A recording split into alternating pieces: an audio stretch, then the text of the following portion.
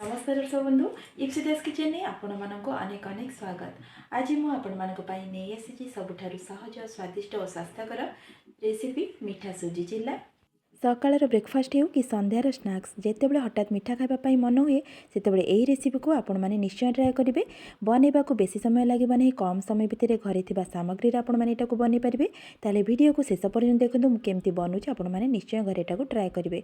ये देखो 200 ग्राम सुजी को नहीं आउ अल्प चीनी को नहीं छोट दाना सुजी मुझे आपण मान पाखे जब बड़ दाना सुजी थी टे ग्राइंडिंग करे 3टी कदली आउ अल्प क्षीर को मुझे गोटे मिक्सिंग बाउल नहीं जावा से कदली को सब छड़े नबा। देखो गोटी गोटी करके सब कदली को मुझे छड़े नौची। मुझे सुजी नहीं से अनुसार कदली को नहीं आपण मैंने सुजीर क्वांटिटी जब बढ़ेबे ताले कदलीर क्वांटिटी आउ टिके बढ़ेबे। ताको देखो भल से चकड़ी नौची। आपण मैंने चाहिए मासर साहाय्य मध्य मैश करेंगे। एबे देखो भल से चकड़ी नेली बिल्कुल जमती खदड़ा न रही पूरा पालिश हो चकड़ी सारापर से चीनी को मिसईदबा। चीनी को दे सारापर सुजी को ऐड करवा। अल्प गुजराती गुंड को देदेबा भल फ्लेवर आसापी। स्वाद अनुसार लुण कोठी दे दौची जहाँद्वारा कि मिठाटी बालांस हे। एबे अल्प अल्प क्षीर से देकी भल से गोले नबा। आपण मैंने अल्प अल्प करके देबे जेतिकी ऑब्जर्व करवा कथा क्षीर सेतिकी आपण मैंने मिसई देबे। देखो एबे भल से गोले नेली। गोले सारा पर आपको आम 15 ରୁ 20 मिनिट पर्यंत टिके रेस्ट देदेबा। सुजीटी फुली जीव आउ सॉफ्ट मध्य हो। एबे 15 मिनिट हो गलानी सुजीटी भल भाव फुली आसी। सेपटे गैस रे तावा बसई थी। तावा भी गरम हो गलानी। एबे तेल को टिके सेतिरे लगे नबा। मुझे नॉनस्टिक तावारे बनाऊँगी। आपण मैंने पिठा जो बनौथे से तावार मध्य बनई पारे किंतु रुटी जो करुवे से आपण मैंने पिठा बिल्कुल करेंगे ना।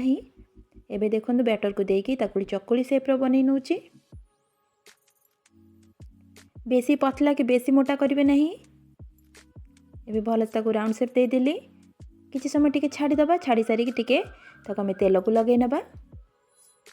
तेल को लगे सारा पर किसी समय टिके छाड़ीदबा जहाँद्वारा कि ऊपरटा टिके सुखी आसो। आर साइड को उल्टेदबा।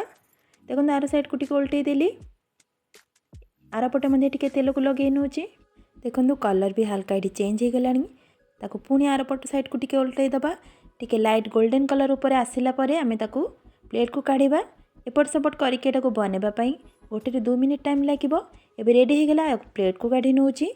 सेम प्रोसेस रे आउ गोटे पिठा को मुझे बनई नौची। बैटर को ये देती देखूँ आपण मैंने अटारे भी बनई थे कि एमती थे सुजी रे बनई देखूँ केते टेस्टी लगुच। पूरा क्रिस्पी भी रहिबो सॉफ्ट भी लगे खाइबापी। पिला माने निश्चय भल पाइबे एमती बनईकी देले। आपण मैंने इजिली एटा को बनई पारिबे। देखूँ एबे बैटर को मुझे देदेली। टिके तेल को से लगे नबा। तेल को लगे सारा पर टिके समय छाड़ीदबा। ऊपरटा टिके सुखी आसला पर आर साइड को उल्टेबा। एबे आर साइड को उल्टे दौची। सेम प्रोसेस रे एटा को बनई नबा सेमती। देखो पिठार कलर हल्का ये चेंज हो गलानी। मुझे तेल को लगे नौची ना खाइबापी एटा टिके ड्राए ड्राए लगे। टिके आर साइड को उल्टेदबा। एपट साइड भी हल्का गोल्डन कलर हो गलानी। एबे आमर पिठाटी रेडी हो गला। मुझे प्लेट को काढ़ी नौची। ताले आपण माने देखिले केते सहजर आउ कम समय रे मुई सुजी चिल्लाटी को बनी नेली। एटा को आपण माने क्षीर महू एवं फ्रूट सहित खाई पारिबे। बहुत टेस्टी लागिबो। जदि आज वीडियोटी आपण मानको पसंद लागिथिबो प्लीज गोटे लाइक करि नेबे। चैनल को सब्सक्राइब करि नेबे। ताले आज पई रहुची नमस्कार।